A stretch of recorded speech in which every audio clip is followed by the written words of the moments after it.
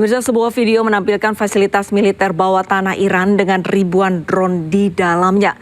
Menurut laporan, video tersebut adalah gudang senjata milik Iran yang kembali beroperasi setelah sebelumnya diserang oleh Amerika Serikat dan Israel.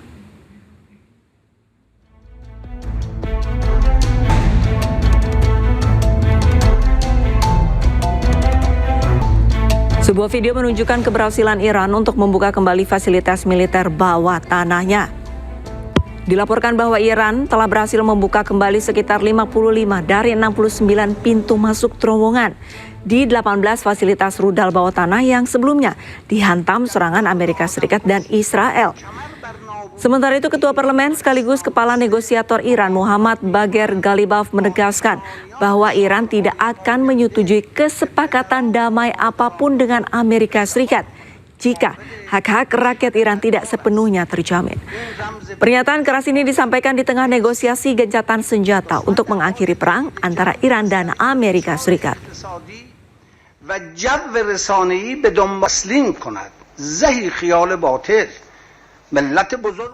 Iran kembali menyerang pangkalan militer Amerika Serikat di Kuwait.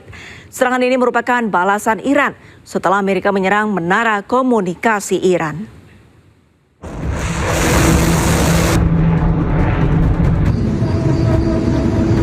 Iran lagi-lagi melepaskan serangan rudal ke pangkalan militer Amerika Serikat di Ali Al-Salam, Kuwait, Senin pagi. Namun serangan berhasil dicegah oleh sistem pertahanan udara Kuwait.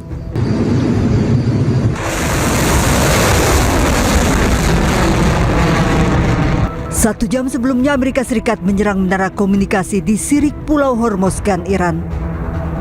Angkatan Udara Korps Garda Revolusi Iran kemudian balas menyerang menggunakan rudal ke pangkalan militer Amerika di Ali Al-Salam, Kuwait.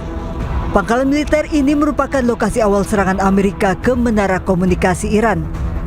Saling serang Amerika dan Iran terus berlangsung di tengah proses negosiasi damai. Sebelumnya, drone Amerika Serikat berhasil ditembak jatuh oleh sistem pertahanan udara Iran di Pulau Qesem yang diaktifkan. Pecahan drone mengapung ditemukan warga di perairan Selat Hormuz.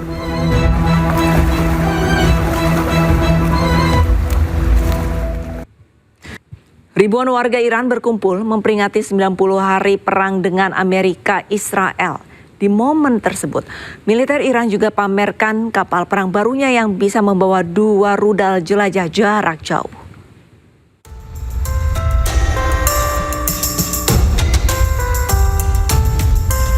Ribuan orang berkumpul saat Iran memperingati 90 hari perang dengan AS dan Israel.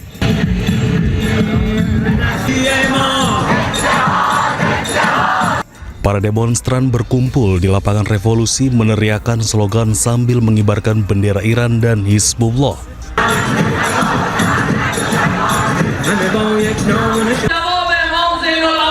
Anggota IRGC juga memperlihatkan kapal perang cepat 27 Rajab untuk pertama kalinya. Media lokal melaporkan bahwa kapal terbaru tersebut dilengkapi untuk membawa 2 rudal jelajah jarak jauh dengan jangkauan serang sekitar 700 km dan mampu menghadapi gelombang setinggi 3 meter. اما ما امروز 90 روز رو ازش عبور کردیم. هم رژیم سیاسی ایران مختلفتر، هم مردم ایران منسجمتر.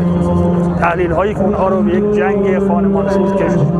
اما الان بعد از 90 روز در اون مستاصل شدن و فرو موندن. گفتن مذاکره با آمریکا اشتباهه و نباید این کار انجام بشه.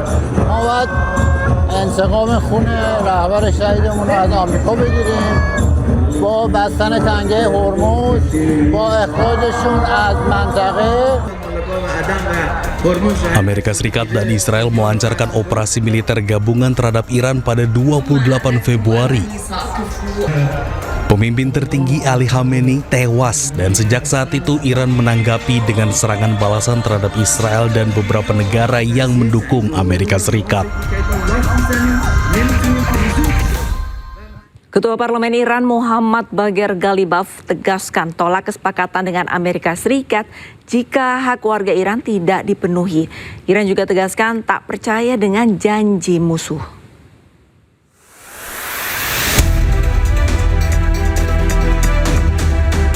Perdamaian antara Iran dan Amerika Serikat belum juga menemui kesepakatan. Ketua Parlemen dan negosiator utama Iran, Mohammad Bagher Ghalibaf, menegaskan Teheran tidak akan menyetujui kesepakatan apapun dengan Amerika Serikat kecuali jika hak-hak rakyat Iran sepenuhnya dijamin. Dalam sesi parlemen virtual pada Minggu, Ghalibaf tegaskan tidak percaya dengan janji musuh. با پشتیبانی و حمایت مردم بوده است و کار دیپلماسی این است که این پیروزی ها را به دستاوردهای سیاسی و حقوقی تبدیل کند و وظیفه میدان خدمت این است که با پشتیبانی این پیروزی ها مسائل مردم را حل نماید. در این مسیر همانطور که بارها عرض کردم سربازان میدان مبارزه دیپلماسی هیچ اعتمادی به حرفها و وعده‌های دشمن ندارند. Sebelumnya Washington telah mengirimkan proposal perdamaian yang lebih keras kepada Iran. Presiden Amerika Serikat Donald Trump mengatakan prioritasnya dalam setiap kesepakatan meliputi upaya mencegah Iran mengembangkan senjata nuklir serta membuka kembali Selat Hormuz. Amerika Serikat ingin memperkuat beberapa poin dalam kesepakatan yang menurutnya penting secara pribadi, seperti apa yang dilakukan terhadap material nuklir Iran.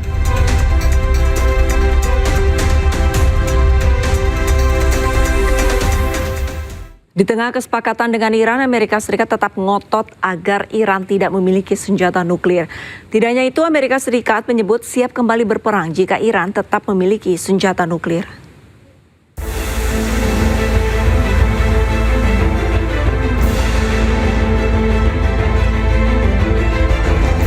Amerika Serikat dan Iran terus bernegosiasi dalam kesepakatan damai selama gencatan senjata yang berlangsung 60 hari. Amerika Serikat mengklaim mengedepankan jalur diplomasi namun hanya akan menerima kesepakatan yang menjamin Iran tidak memperoleh senjata nuklir. Selain itu, Amerika Serikat menegaskan pihaknya sangat mampu untuk memulai kembali perang melawan Iran jika situasi mendesak. We still have global obligations to ensure that, say, Iran doesn't get a nuclear weapon. We're focused on that. We can do two things at one time. And certainly our department, we were in a cabinet meeting just a couple of days ago, and the president said, hey, it will be a great deal. And if Iran doesn't want to make a great deal that ensures they don't get a nuclear weapon, our ability to recommence if necessary is, we are more than capable. Our stockpiles are more than suited for that, both there and around the globe, because of how we balance exquisite and more plentiful munitions. So we're in a very good place. Sementara itu, Iran dikabarkan setuju untuk menyerahkan uranium yang diperkaya ke China setelah berulang kali menolak. Iran setuju untuk mentransfer uranium yang diperkaya ke China dengan syarat tidak akan menyerahkannya ke Amerika Serikat. Media Al Arabiya juga melaporkan sejumlah poin yang berkaitan dengan program nuklir Iran telah diselesaikan. Iran juga telah menyetujui pemantauan internasional terhadap fasilitas nuklir untuk mencegah penonaktifannya. Padahal sebelumnya pemimpin tertinggi Iran Mojtaba Khamenei menolak uranium Iran yang telah diperkaya dikirim ke luar negeri. Khamenei dan para pemimpin Iran yakin penyerahan uranium hanya akan membuat Iran lebih rentan terhadap serangan Amerika Serikat dan Israel di masa depan.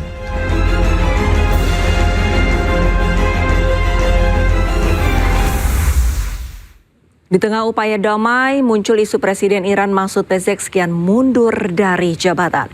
Isu ini muncul karena menduga adanya perbedaan pandangan dengan Korps Garda Revolusi Iran.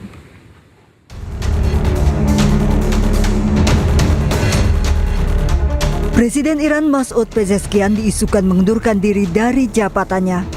Spekulasi pengunduran diri Pezeshkian mencuat setelah sejumlah media asing melaporkan adanya surat yang dikirim ke pemimpin tertinggi Iran, Mojtaba Khamenei. Isu perpecahan Pezeshkian dengan Garda Revolusi Iran juga menguat karena perbedaan pandangan terkait negosiasi damai. Namun akhirnya Pezeshkian muncul dan membantah isu pengunduran dirinya. Pezeshkian menyebut isu pengunduran dirinya sangat tidak berdasar dan ia akan terus bekerja untuk Iran. آماده‌ایم برای هر گونه سختی، آماده‌ایم جانمون رو، زندگیمون رو در راه این انقلاب و مردم کشورمون فدا کنیم، ولی به هر حال این چیزیه که باید همه ماها با همدیگه کمک بکنیم و این راه رو بریم. اینو باید هم خودمون رو آماده کنیم، هم مردم عزیز ما باید نسبت به این قضیه آگاه باشن و کمک بکنن. و این چیزیه که هم از صدا و سیما من انتظار دارم در حقیقت در بحث‌ها و تحلیل‌هایی که میکنن یا تحلیلی هم از وضعیت داخل داشته باشیم که ما در چه وضعیتی هستیم و مردم چگونه باید با ما همراهی کنند. Pemerintah Iran menyebut berita palsu sengaja dihembuskan untuk menciptakan kericuhan dan perpecahan yang bisa menyebabkan kekalahan pada Iran di tengah konflik yang masih memanas. Teheran menggelar pameran yang menunjukkan kerusakan akibat serangan Amerika Serikat Israel. Selain bukti kerusakan, Iran juga tampilkan gambar anak-anak korban pemboman sekolah Minab.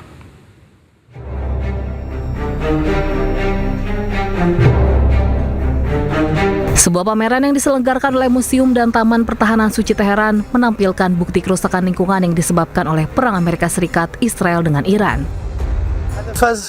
برگزاری مراسم که توسط اداره کل محیط زیست شهرداری تهران برگزار میشه این بود که آثار جنگ بر محیط زیست خصوصا شهر تهران و به یه نوعی بر کشور ایران رو نمایش بدیم. این آثار تخریبیان عموماً و سبب شده که در واقع تخریب‌ها و آثار بدی بر محیط زیست کشور ایران و شهر تهران بگذاره. حالا این مدلش بر مثلا انبار نفت‌های تهران بود که وقتی مورد اصابت قرار گرفت آلودگی خیلی زیادی رو به هوا، آب و خاک منتشر کرد.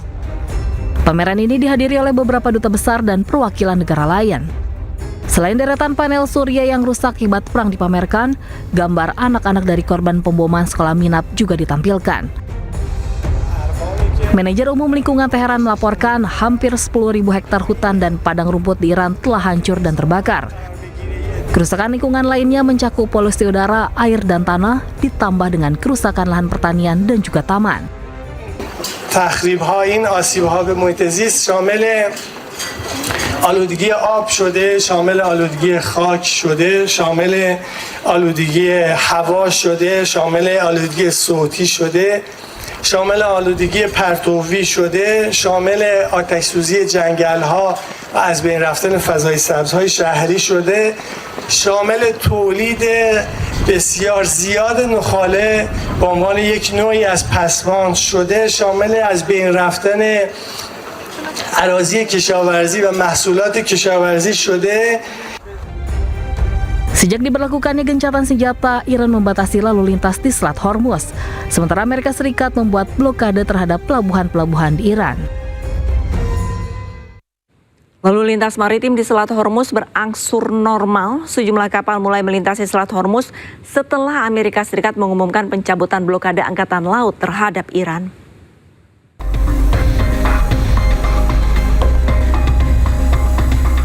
Kapal-kapal melintasi Selat Hormuz seiring dengan dimulainya kembali lalu lintas maritim secara bertahap setelah Presiden Amerika Serikat Donald Trump mengumumkan pencabutan blokade angkatan laut terhadap Iran. 3 kapal berlabuh di jalur perairan strategis, sementara sebuah perahu cepat melintas di dekatnya. Korps Garda Revolusi Iran mengatakan 28 kapal termasuk kapal tanker minyak dan kapal kontainer telah melintasi Selat Hormuz dalam koordinasi dengan pihak berwenang Iran. Sebelumnya, Presiden Amerika Serikat Donald Trump mengumumkan Amerika Serikat akan mencabut blokade angkatan lautnya terhadap pelabuhan-pelabuhan Iran, sehingga kapal-kapal yang terdampar akibat pembatasan tersebut dapat melanjutkan navigasi.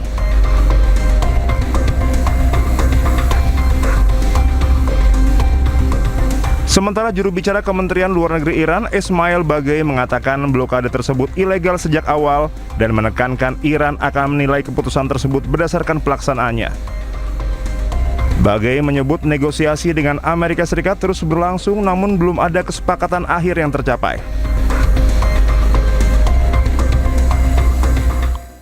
Ketua Komite Militer NATO Laksamana Giuseppe Cafodragone mengatakan negara-negara anggota NATO telah memindahkan pasukan dan aset militer ke sekitar kawasan selatan Hormuz.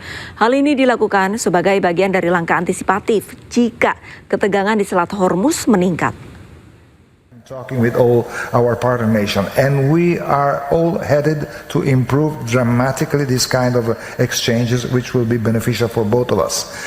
Strait of Hormuz, Now we do have a coalition of the willing, which are allies, nations with partners, with like-minded nations that are getting ready, planning in case there will be the conditions to intervene there. I was in the Persian Gulf back in 1987. It is just to keep the Gulf open and to clear that from minds. It's a big issue, a good architecture, but I mean the coalition of the willing is working on that. NATO directly doesn't have a role right now, but NATO nation, they do have it. So I'm expecting, they are also relocating forces close to the area. So whenever the condition will be met, I mean, I think that they will be able to do their business. Tentara Israel panik berlarian usai drone perlawanan dari pejuang Hizbullah meledak di dekat Beit Hillel, Israel Utara. Tak hanya itu, 4 warga Israel juga dilaporkan terluka akibat serangan pesawat tak berawak.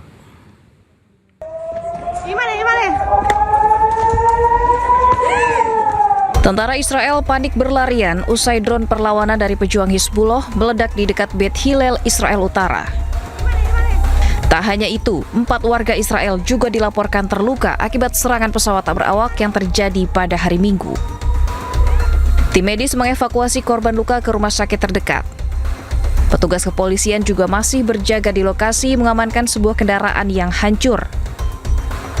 Laporan yang diterima bahwa sebuah drone Hizbullah yang bermuatan bahan peledak menghantam lokasi tersebut.